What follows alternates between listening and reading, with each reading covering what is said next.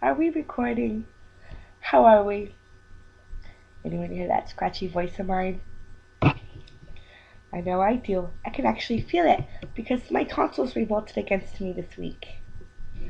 But I am not letting that ruin my great attitude about what a wonderful time I'm having here.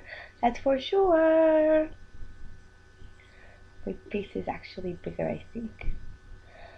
But that's fine. My tonsils are doing their job, and by that I mean they've really let me down this time, and I'm thinking about having them extracted.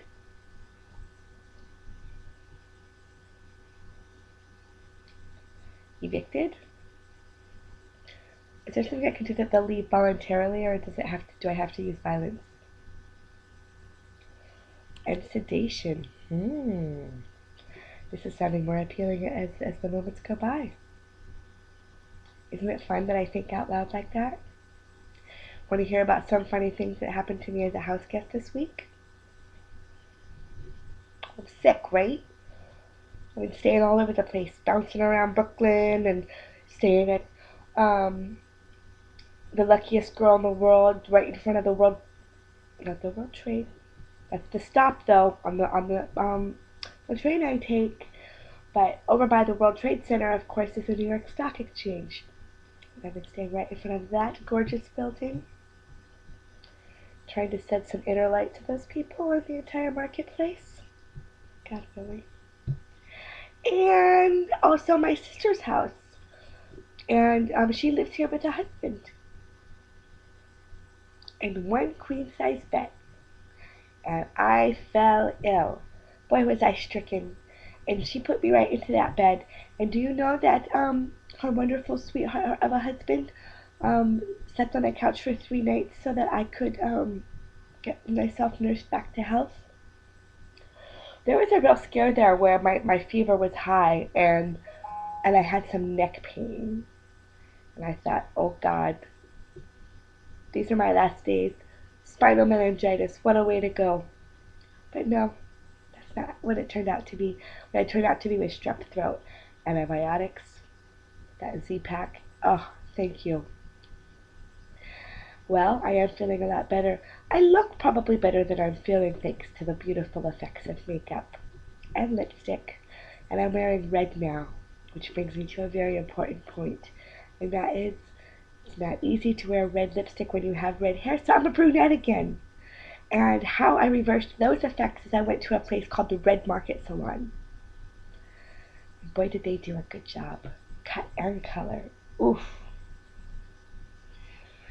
Seriously though, not only are they in a spectacular neighborhood in New York, but the salon's all red. It's so fun.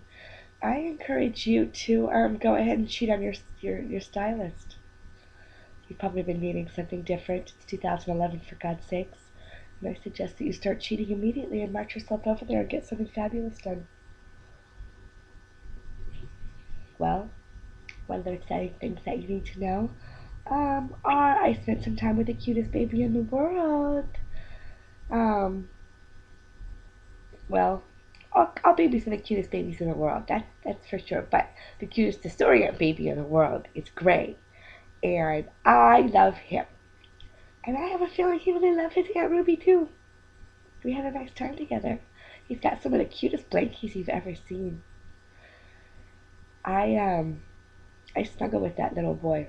He's cute and he's got the brightest eyes and the cutest little fingers. I don't think that maybe he gave me the plague, but I do think I'm hoping that he didn't get the plague from me too. I was nervous about that because I started feeling bad on Tuesday morning, which was right after I saw him. But I feel that either way, he made my immune system stronger. Or I'm making his immune system stronger. They have Gray has smart parents like that. Well, you also need to know that this weekend I will be enjoying the other bookend of my coming out parties. This will be the New York one at BioLoom.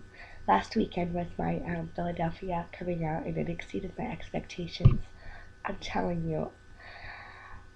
You know what warms my heart? The energy of PEX. And really, really, really felt the love there, and a lot of goodness is there, and I'm so so so stoked. I always go in costume, and some of the people I were with, some of the costumes. hmm How about going to Philadelphia? I'm dressed as Ben Franklin. How about Ben Franklin being married to Aphrodite? It was the best. That's who I was rolling around with all night long. And I was this fabulous ambassador of porridge. I even snuck my pink gun into the party. I mean, it's plastic, so, well. Other things that you need to know are that since I've been staying here, I also discovered something very funny in the kitchen area, which is when I was looking for sugar, and I found something that was in a ceramic container with a small spoon. It looks kind of like cinnamon and sugar. And I was using it for a lemon tea, so I thought, well, what if it is cinnamon? No big deal. And I used it, and then I used it on my second cup. And then this morning, when I was making a cup of tea in my sister's presence, and I went for it, and I said, "What is this, cinnamon?" And she says, "No, it's cat laxative." We stirred that into Sadie's food. It's right here. And I'm like, wow, you might want to slap a label on that or something. Or I might get myself into some cat tranquilizers or something, and then all hell will break loose. The the look on my face though, incroyable.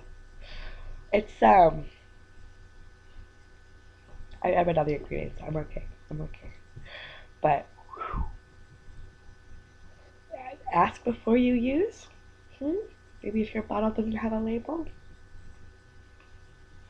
All right, that's it for me. Say happy Ruby's Tuesday, but you and I both know it's not Tuesday, but I was sick.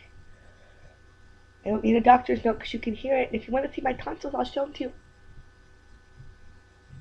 They're very sad, but much better now. Thanks to black market antibiotics. The future of medicine. Happy Ruby's Tuesday. See you in a few days after BioLoom, where I will be at the door. And I'm hoping I can find a clipboard before now and then.